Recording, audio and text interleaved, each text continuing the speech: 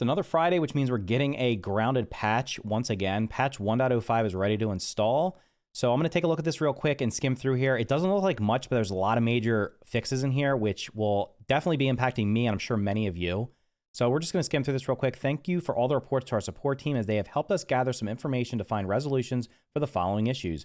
Hopefully these will help you with your time in the backyard, and we hope you have a fantastic weekend. Be sure to hit up our support team if you continue to experience any issues. Support at obsidian.net. You can also go over to the Grounded Discord and report the bugs over there. If you let me know about any bugs as well, I can just message the devs directly and let them know about them as well if there's something major. But the best way about going about it is going to support obsidian.net or going to their Discord, because that way you can give them game files or pictures or screenshots and stuff like that. So first up is crash fixes. Fix a crash that could happen when a client would equip a pet armor to a pet. I haven't got any pets since 1.0, so I haven't had any issues with that. Fix a crash that could happen when using photo mode on a turret. Interesting. Bug fixes. These are the big ones. These were definitely impacting me, and I'm sure many of you. Major fixes.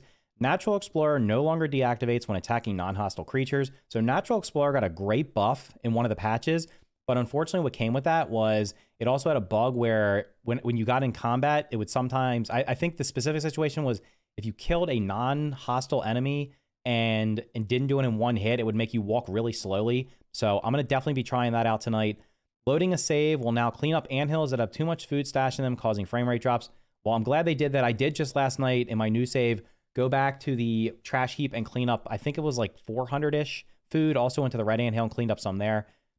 Mantis fight no longer causes frame drops. That's going to be interesting to see, because one of the most frustrating parts of that fight was the frame drops during it. That kind of made it hard, especially when you're trying to move.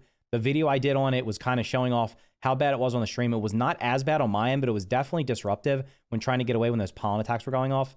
Replaying the goodbye audio log from Wendell Scab in the data screen no longer breaks late game quests. This, I think, is the reason why I couldn't start the Java-matic. So probably what I'm going to do tonight, first thing on my stream at 7 p.m. Eastern, is I'm going to be loading up my old new save and seeing if I can do the Java-matic just to see the good ending. Hopefully that works. If it doesn't, I'm sure I'm gonna let them know. But hopefully that works so I can see the good ending. Then we'll get back into our WOMO playthrough. Some other fixes here. Broodmother Helm's poison coating effect should no longer sometimes replace other poison effects on creatures. I was not aware of that happening, but that sounds like a good change. Hopefully that'll make the poison builds a little bit better. The Mantis should no longer sometimes die to fall damage while performing its leap attack. Man, I wonder if you could trigger that to happen every time. That'd be pretty interesting. Clover armor set bonus properly applies thirst rate reduction. Again, it was accidentally listed in the game code as fall damage reduction, so that's been fixed. Players will no longer lose their equipment when they die while simultaneously swapping weapons and reloading their bow. Interesting. Players will no longer lose their equipment when they die while simultaneously swapping their weapons and reloading their bow. Man, that's such a very unique situation to have happen, but glad that's fixed. If a creature is killed by a player summon, that player will probably count that will properly count towards the player for kills and mutation unlocks.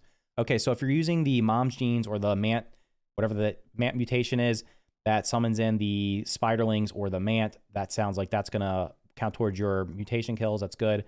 Player nameplates no longer sometimes show a knocked out state after reviving players. Okay. Client brainpower score properly matches the host at the game report card screen. Interesting. So I'm super happy they fixed a lot of these things. They did say that they were not going to be doing any balance changes this week. So more likely than not, if they're going to be doing more balance changes or other adjustments to the game flow, it's probably going to happen in 1.06 or maybe later.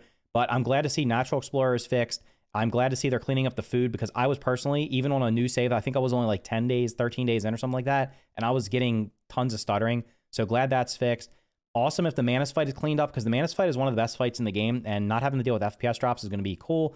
And then last but not least, I definitely want to see the good ending. So if you want to see the good ending, hopefully this is fixed and it works for me. I'm going to be doing the Java-matic defense right at the start of my stream tonight, so I can see the good ending, and then we'll hop into our new WOMO playthrough. So anyway, that's the 1.05 update. Should be ready to download on both Steam and on Windows or Game Pass or Xbox.